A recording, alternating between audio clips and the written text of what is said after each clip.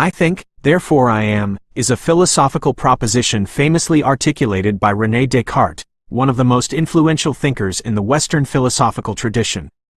This succinct statement encapsulates Descartes' method of systematic doubt and serves as a foundational principle in his philosophical project. In this video, we will delve into the origins of this statement, its philosophical implications, its place within Descartes' broader philosophical framework, its criticisms, and its enduring relevance. Descartes' famous statement, Cogito, ergo sum, in Latin, appears in his work, Meditations on First Philosophy, first published in 1641. It marks a crucial point in Descartes' quest for certainty and knowledge. Descartes was grappling with skepticism, doubting the reliability of his senses, the existence of the external world, and even the existence of God. He sought a foundation upon which to build his system of knowledge, one that could withstand the most radical doubt. The Cogito argument unfolds as Descartes engages in a process of radical skepticism, doubting everything that can be doubted until he reaches an indubitable truth. He realizes that even if he doubts everything, including the existence of the external world and the trustworthiness of his senses, he cannot doubt the fact that he is doubting. Doubt itself presupposes a thinking subject, a res cogitans, in Descartes terminology. From this recognition, Descartes concludes that the very act of thinking, of doubting, affirms his existence as a thinking thing. Hence, I think, therefore I am. This formulation marks a profound shift in philosophical thinking. Descartes shifts the focus from external reality to the internal realm of consciousness. Rather than seeking certainty in the external world or in divine revelation, Descartes locates certainty within the self, in the immediacy of self-awareness.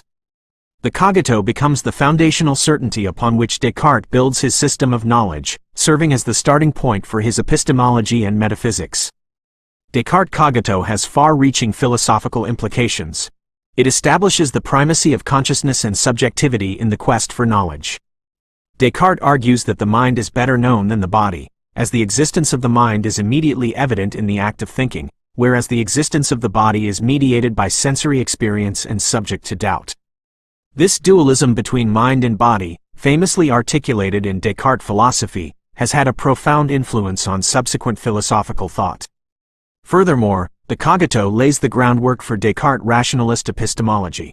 Descartes contends that certain knowledge can be attained through reason and clear and distinct perception, rather than through sensory experience or empirical observation. The cogito serves as the paradigm of clear and distinct knowledge, as the certainty of self-awareness is beyond doubt. However, Descartes' cogito argument has not been without its critics. One line of criticism challenges Descartes' inference from I think to I am.